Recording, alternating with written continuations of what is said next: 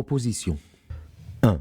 Il existe une influence mutuelle entre les corps célestes, la Terre et les corps animés. 2. Un fluide universellement répandu et continué de manière à ne souffrir aucun vide, dont la subtilité ne permet aucune comparaison et qui, de sa nature, est susceptible de recevoir, propager et communiquer toutes les impressions du mouvement et le moyen de cette influence. 3. Cette action réciproque est soumise à des lois mécaniques inconnues jusqu'à présent. 4. Il résulte de cette action des effets alternatifs qui peuvent être considérés comme un flux et reflux.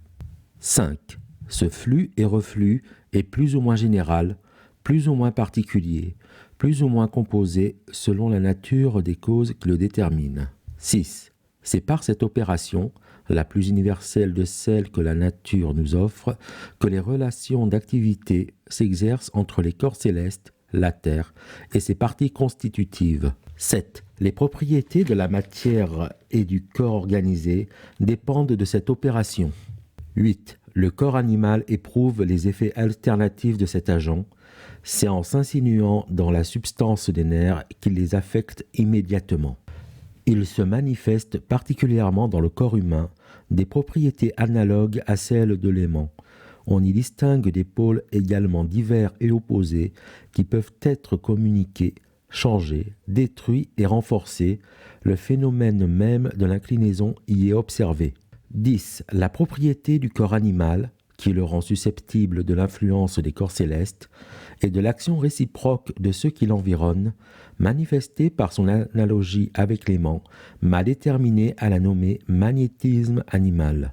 11. L'action et la vertu du magnétisme animal, ainsi caractérisées, peuvent être communiquées à d'autres corps animés et inanimés. Les uns et les autres en sont cependant plus ou moins susceptibles.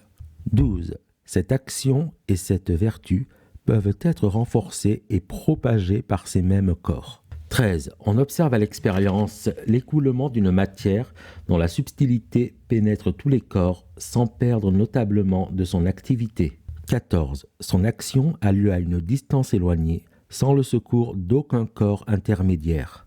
15. Elle est augmentée et réfléchie par les glaces comme la lumière. 16. Elle est communiquée, propagée et augmentée par le son.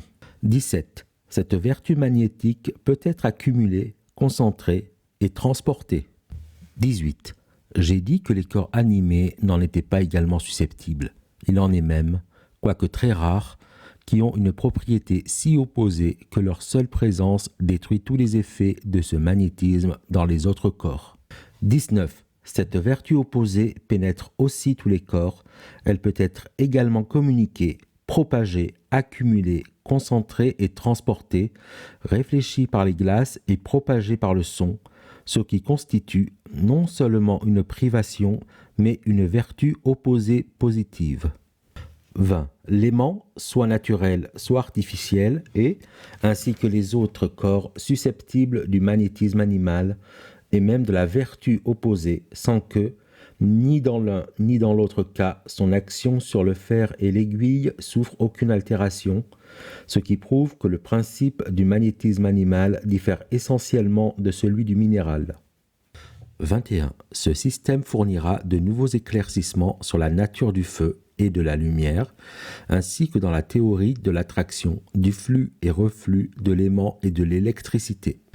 22. Il fera connaître que l'aimant et l'électricité artificielle n'ont à l'égard des maladies que des propriétés communes avec plusieurs autres agents que la nature nous offre, et que s'il est résulté quelques effets utiles de l'administration de cela, ils sont dus au magnétisme animal.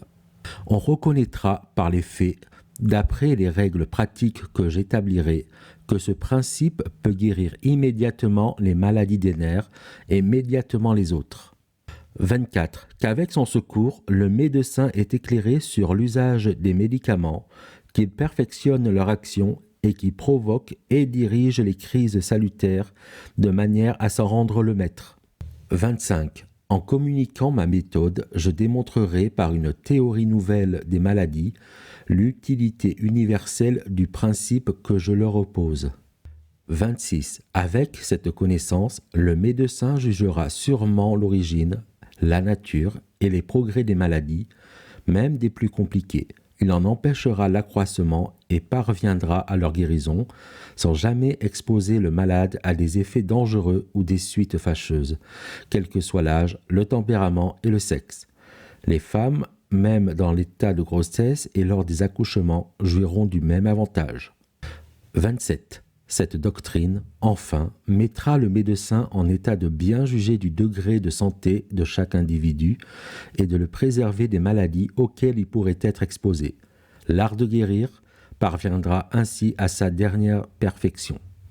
Quoiqu'il ne soit aucune de ces assertions sur laquelle mon observation constante depuis 12 ans m'ait laissé de l'incertitude, je conçois facilement, d'après les principes reçus et les connaissances établies, que mon système doit paraître, au premier aspect, tenir à l'illusion autant qu'à la vérité.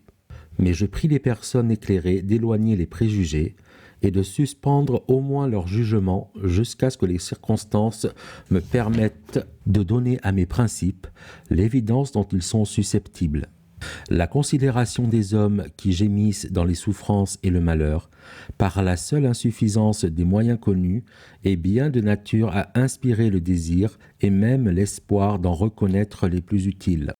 Les médecins, comme dépositaires de la confiance publique sur ce qui touche de plus près la conservation et le bonheur des hommes, sont seuls capables, par les connaissances essentielles à leur état, de bien juger de l'importance de la découverte que je viens d'annoncer et d'en présenter les suites. Eux seuls, en un mot, sont capables de la mettre en pratique.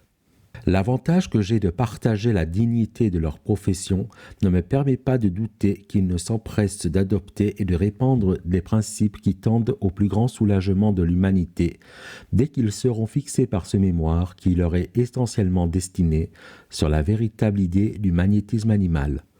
Fin.